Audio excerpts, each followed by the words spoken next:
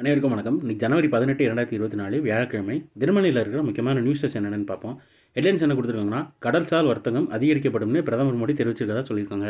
உலகளாவிய வர்த்தகத்தில் மிக முக்கியமாக இந்தியா உருவெடுத்துள்ளது. அதன் காரணமாக நாட்டின் கடல்சார் வர்த்தகத்தை அதிகரிப்பதில் மத்திய அரசு கவனம் செலுத்தி வருகிறது என்று பிரதமர் நரேந்திர மோடி தெரிவித்தார்னு சொல்லியிருக்காங்க.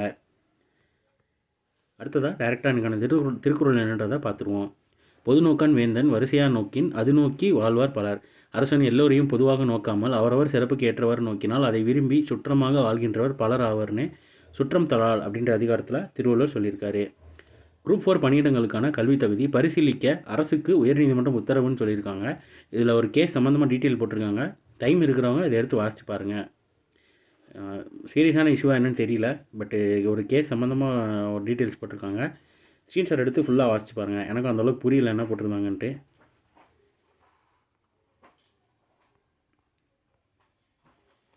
அடுத்ததாக உலக சாம்பியனை வீழ்த்தினார் பிரக்யானந்தா. தரவரிசையில் நம்பர் 1 இந்தியர்னு தெரிவிச்சிருக்காங்க.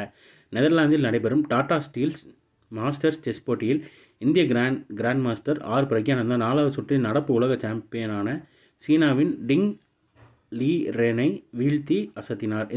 இந்த வெற்றியின் மூலம் 2748.3 தரவரிசை புள்ளிகள் பெற்று பிரக்யானந்தா இந்திய நட்சத்திரம் விஸ்வநாத் ஆனந்தை பின்னுக்கு தள்ளி சர்வதேச செஸ் சம்மேளனத்தில், அதாவது ஃபீடே அப்படின்னு தெரிவிச்சிருக்காங்க, அது பேர் சர்வதேச செஸ் சம்மேளனத்தில் இங்கிலீஷில் பேர், தரவரிசை பட்டியலில் இந்தியர்கள் வரிசையில் முதலிடத்தில் இருக்கிறார். ஆனந்த் 2748 புள்ளிகளுடன் உள்ளார். புதுப்பிக்கப்பட்ட தரவரிசை பட்டியல் பிப்ரவரி தொடக்கத்தில் வெளியாகும்னு தெரிவிச்சிருக்காங்க.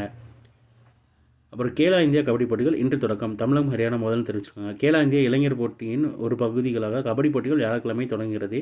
மகளிர் பிரிவில் தமிழகம் முதல் ஆட்டத்தில் ஹரியானாவை எதிர்கொள்கிறதுன்னு தெரிவிச்சிருக்காங்க. ஸோ இன்றைக்கான நியூஸஸ் அவ்வளோதான்.